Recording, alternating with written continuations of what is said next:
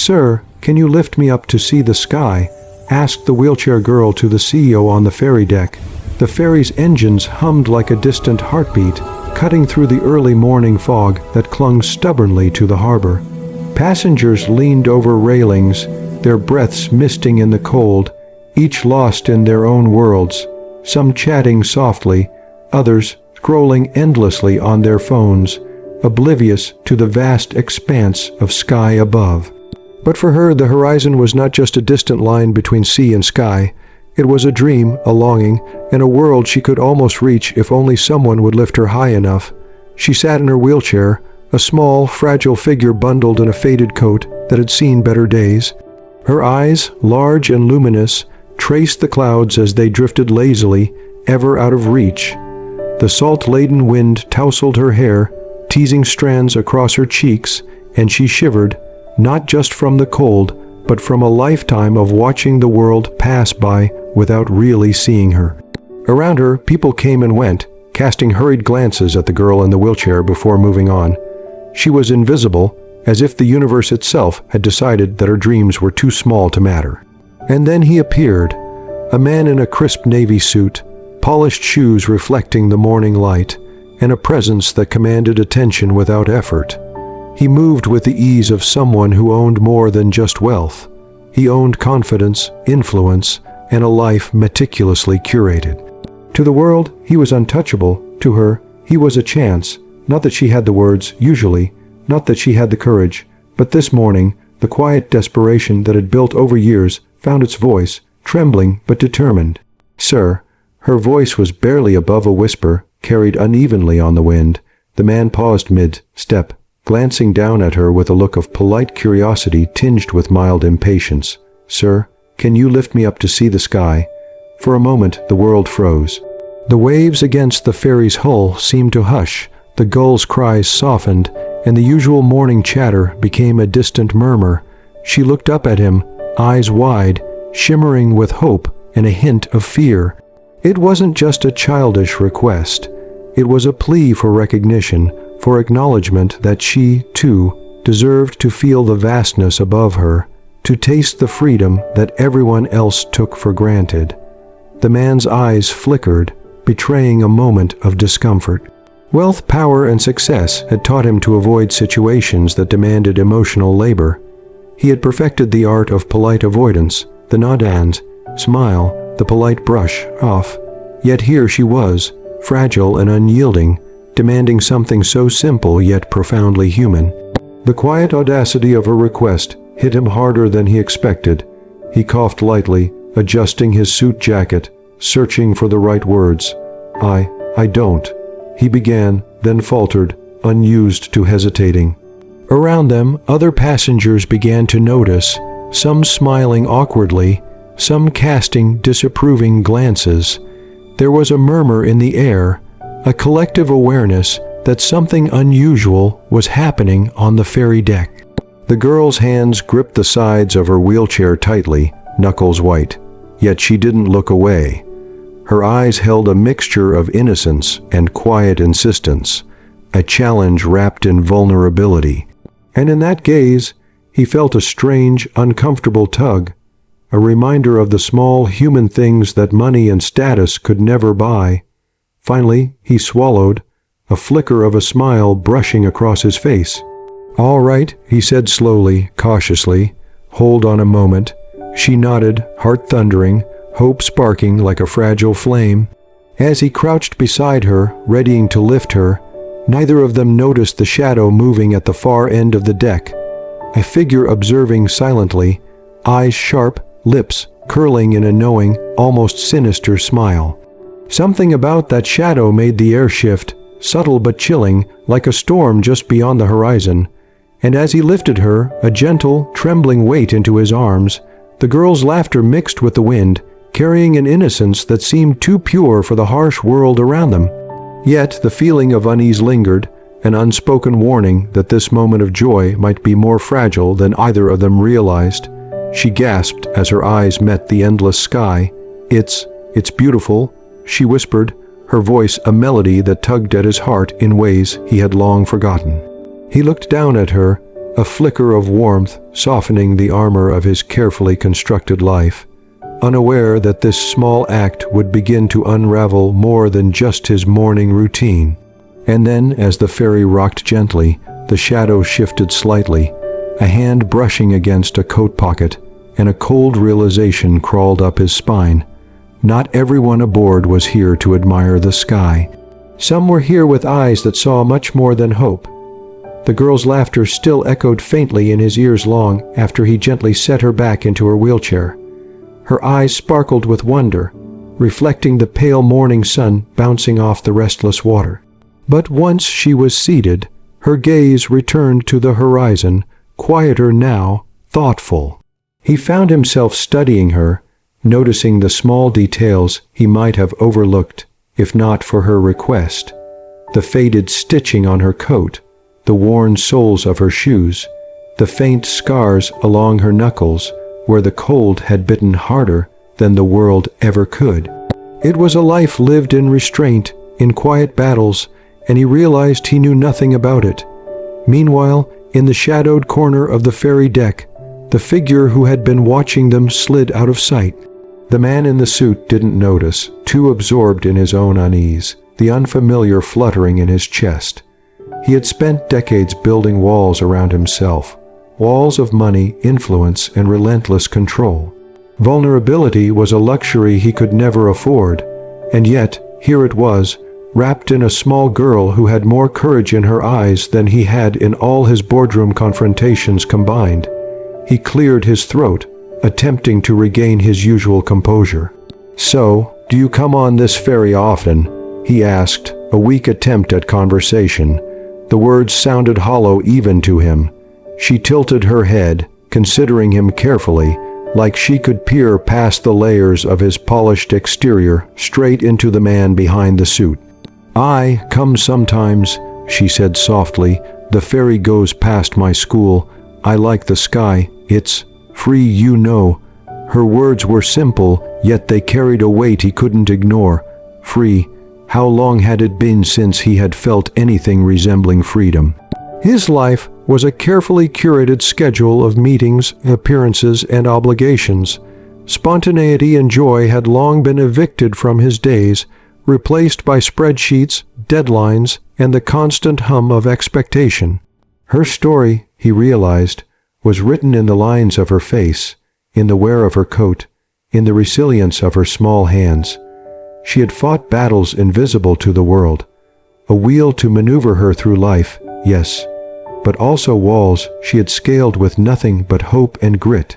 And somehow, despite everything, she still found wonder in something as simple as the sky. He wanted to ask more, to probe gently into the life that had brought her here, but he hesitated. Politeness, fear of overstepping, and unfamiliarity with genuine human connection tethered his words. Instead, he watched her, letting the silence stretch between them, and for the first time in years, he felt the strange, uncomfortable stirring of empathy. She noticed his gaze and gave a small smile, one that carried both gratitude and quiet defiance. "You don't have to talk if you don't want to," she said, her tone almost conspiratorial. "Some things are just better felt." She gestured lightly at the sky above, as if inviting him to see not with his eyes, but with something deeper. He followed her gesture, letting his gaze drift upward. The clouds were shifting, golden light spilling through in uneven beams, painting the sea with fleeting streaks of hope, and for a moment he let himself breathe. For a moment he allowed the walls to slip, even if just slightly. Yet behind the warmth, a cold reminder lingered. The shadow from earlier, the presence he hadn't acknowledged, the unspoken warning that the ferry held more than innocent wanderers. The world beyond this small connection was messy, unpredictable, and not always kind. As the ferry cut through the waves, memories began to surface, memories of a childhood where he had craved attention from a father too busy with work, where he had learned early that power demanded sacrifices, often at the cost of human connection. He realized he had been chasing success while missing the very essence of life, the fragile, fleeting beauty of moments like this, and the girl, so small, so fragile, yet so resilient, was already teaching him lessons he hadn't known he needed. Each laugh, each sparkle in her eyes, each simple statement about the sky chipped away at the carefully armored man he had become. But even as he felt the stirring of change within himself, a new sound pulled his attention.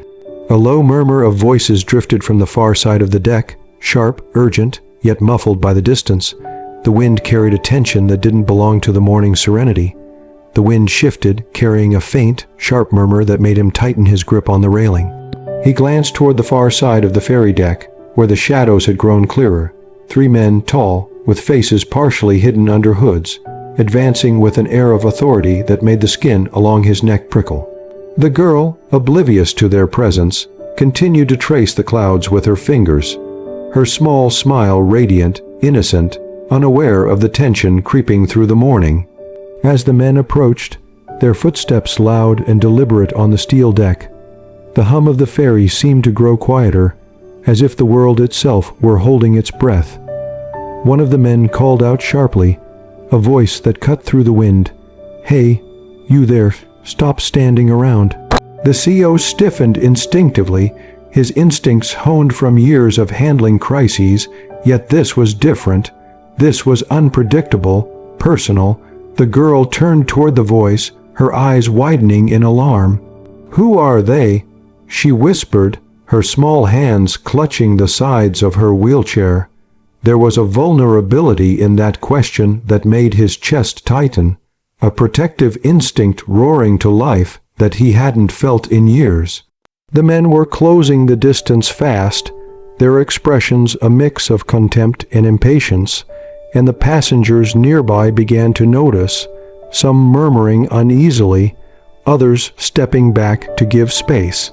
One of the men stopped directly in front of them, a tall figure with a scowl etched deep into his features. "You," he said, pointing at the girl, "this is private property. Why are you blocking the deck?" His tone was accusatory, heavy, almost threatening. The girl's smile faltered, replaced by a quiver of fear. She had never faced anything like this. Not on the ferry, not in her life.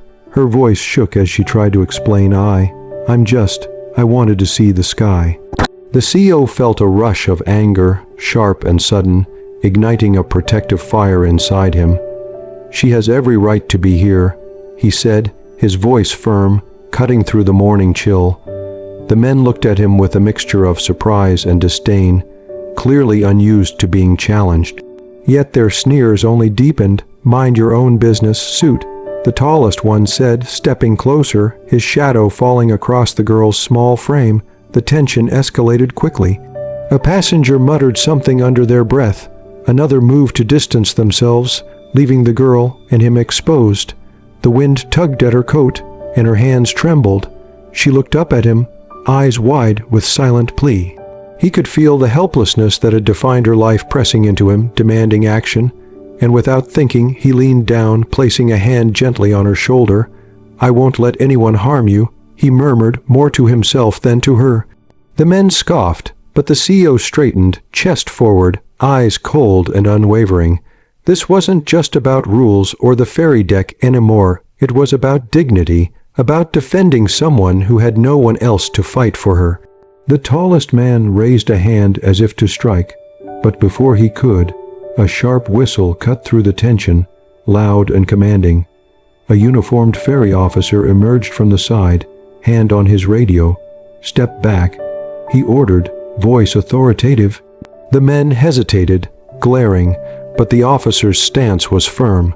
Slowly, they retreated, muttering under their breath, leaving behind a heavy, lingering tension.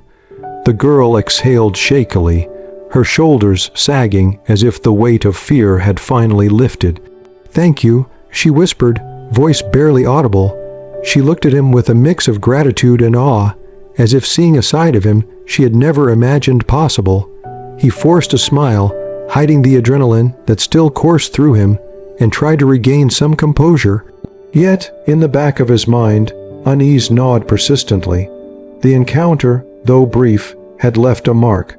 The girl had been humiliated, even if the danger had passed, and he could feel the echo of her vulnerability deep within himself. His life, meticulously ordered, had never confronted such raw emotion before. And somewhere between the rising sun and the rippling waves, he realized that protecting her was no longer optional. It was personal.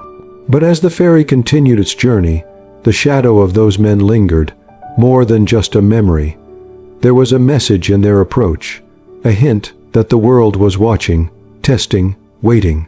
And he knew with a sinking certainty that this was only the beginning.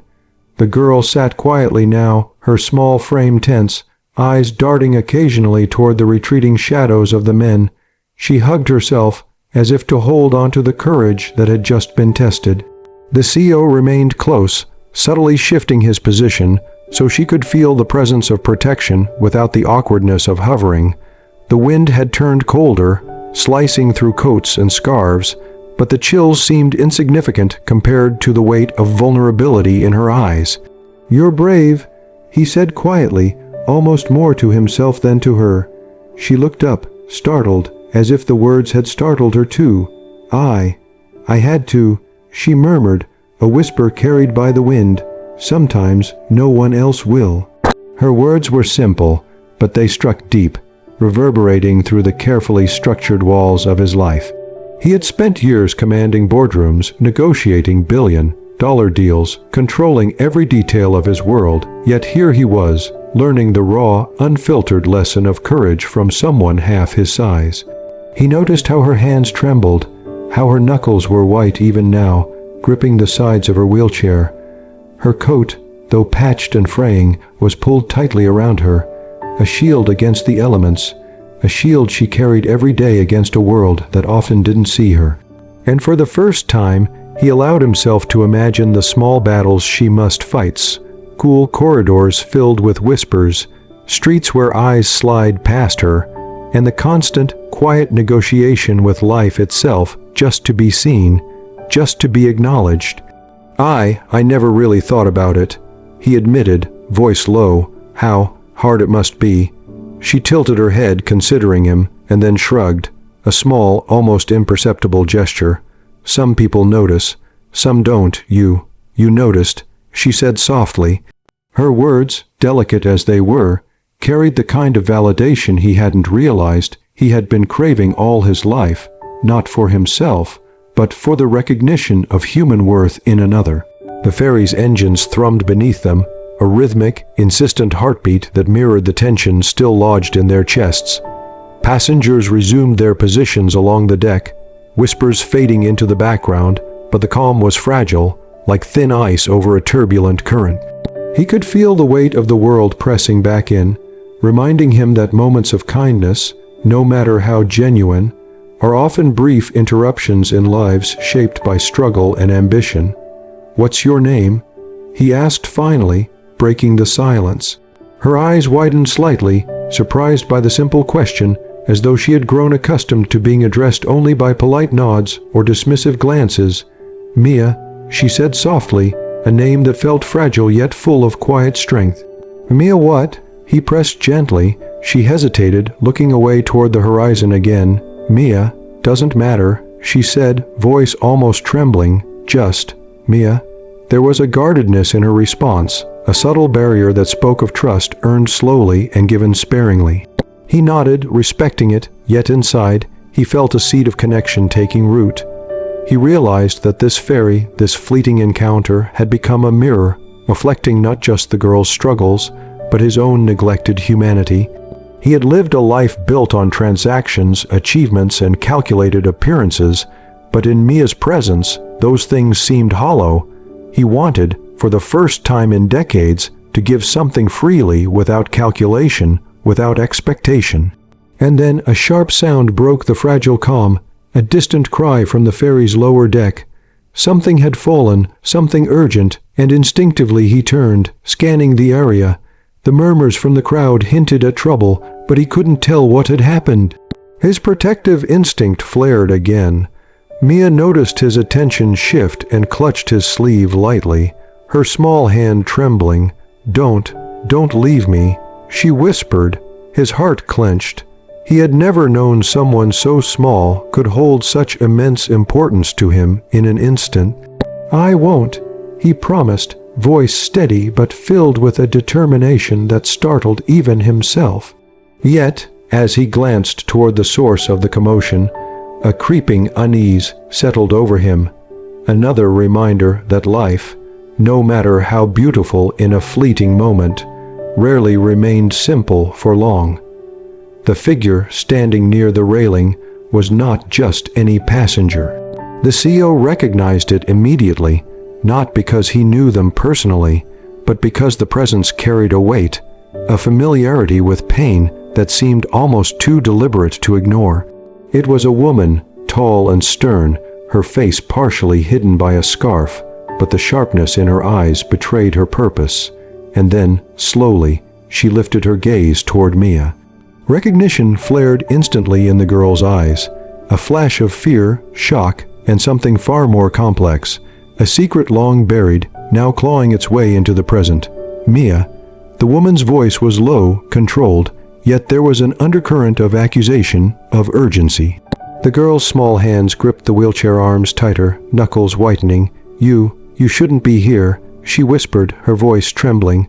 The CEO felt the tension spike in the air, thick enough to make the salt-laden wind feel suffocating.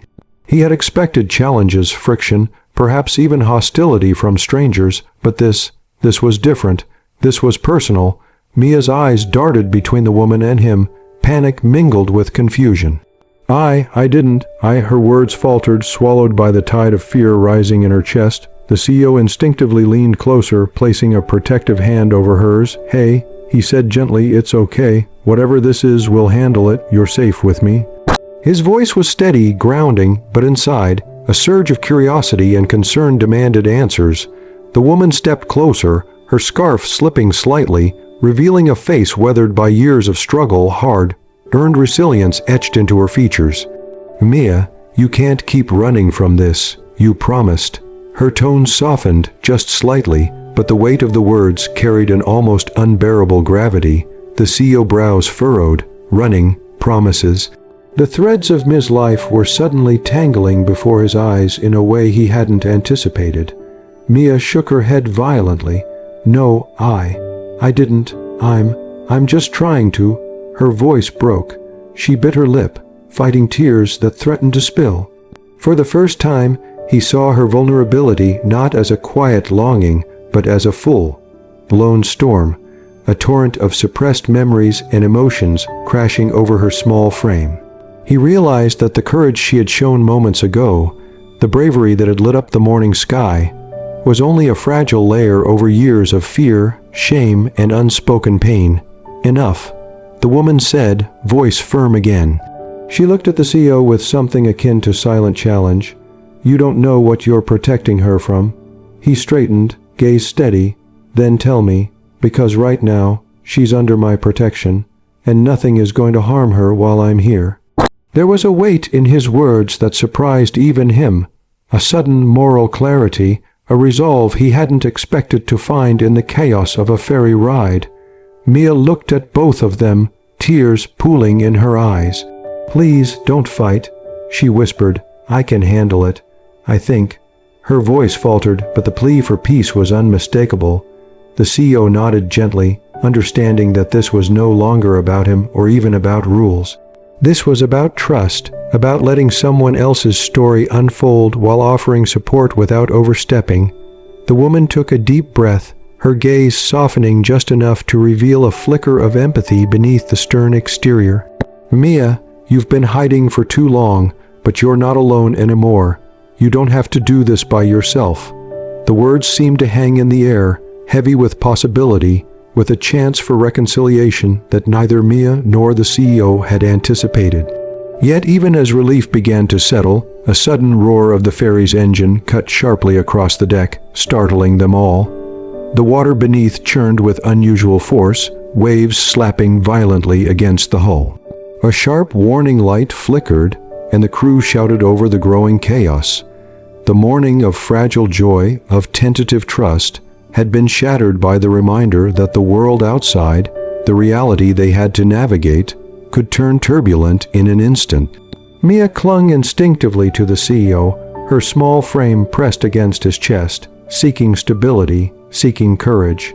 And in that moment, he understood fully, the sky above, the horizon she longed to touch, was not just a dream.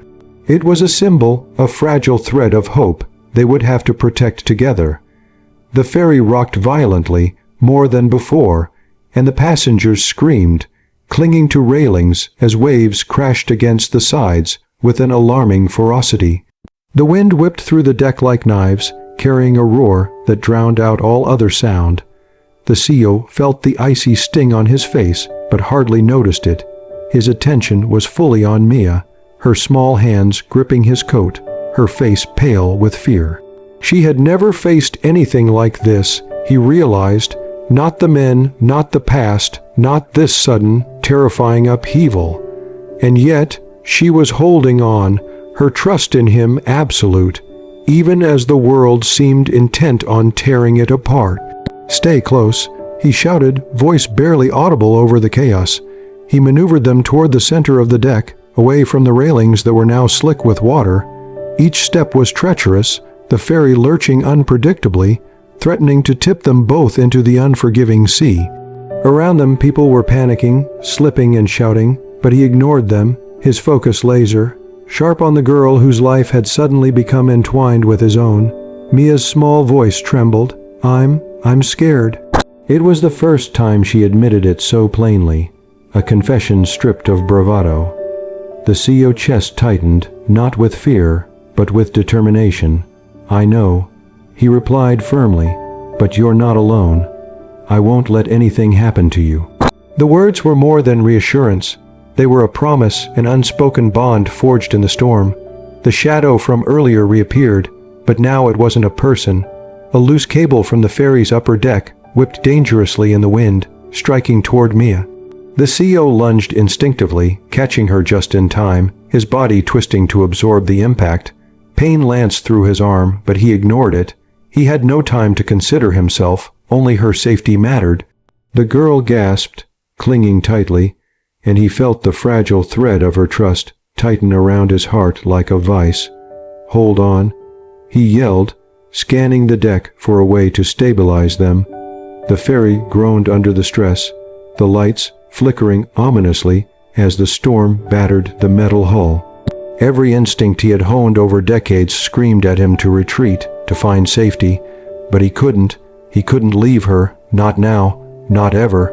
A massive wave crashed over the side, soaking them both, and for a terrifying moment, he thought they might be swept away. But instinct, courage, and sheer willpower kept them anchored. He grabbed her wheelchair, dragging it close, holding her and the chair steady with every ounce of strength.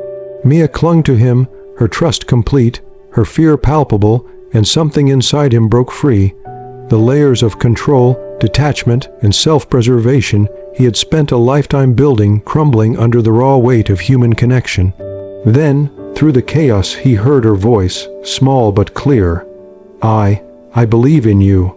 The words struck him like lightning. It wasn't just faith. It was hope, fragile and trembling, yet unyielding. And in that instant, he realized the storm wasn't just outside the ferry. It had been inside him too. His life, so meticulously ordered, had been battered by fear, regret, and loneliness. But Mia's courage, her simple act of trusting him, had lit a spark, a resilience he hadn't known he could feel again. With one last heave, he positioned the wheelchair against a secure railing, pulling Mia close and bracing himself. The storm's fury began to subside, the waves gradually calming, leaving a tense, exhausted silence. Around them, passengers were shaken but alive, the ferry groaning under the aftershocks of the tempest. The CEO looked down at Mia, soaked, trembling, yet safe, and felt a profound shift in himself, a mixture of relief, awe, and gratitude that went deeper than words could capture. As the first rays of sunlight pierced through the remaining clouds, illuminating the deck with a soft golden glow, he realized something vital. Courage, trust, and kindness were not just abstract virtues. They were lifelines, and in protecting her, he had discovered a truth that would stay with him forever. The deck was calm now, the storm a memory that left the air thick with salt, and the faint scent of fear slowly dissipating. Mia sat in her wheelchair, trembling, still clinging to the CEO arm. The sunlight warmed their wet clothes, illuminating the fine lines of exhaustion and relief etched into their faces. For a moment, everything felt suspended, fragile, like a painting hanging by a single thread. And then, softly, Mia spoke, her voice barely above a whisper. "Sir, there's something you need to know." He leaned closer, concern etched across his face. "What is it?" he asked gently, bracing himself for whatever truth she was about to share. She swallowed hard, eyes fixed on the horizon, and in that moment he understood. This was more than a confession.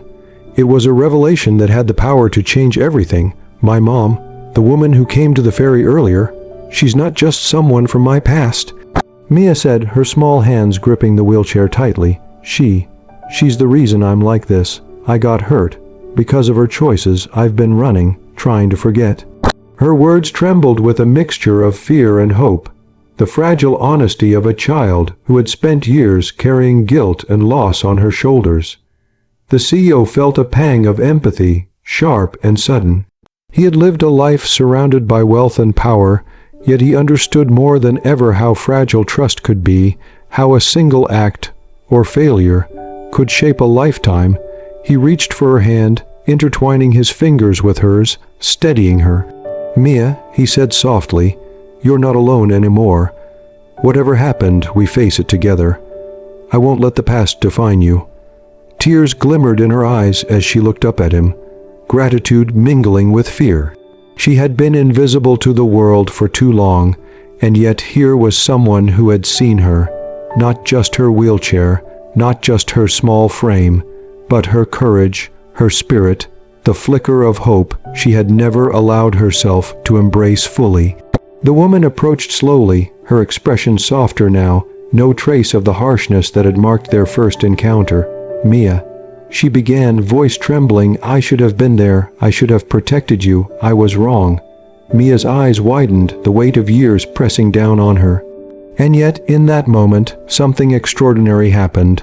Forgiveness, a word so delicate, so powerful, hung in the air like sunlight piercing a storm cloud. The CEO stepped back slightly, giving the two of them space. He watched as Mia's small frame relaxed imperceptibly, the tension in her shoulders easing. The woman knelt beside her, hands shaking as she reached for Mia's.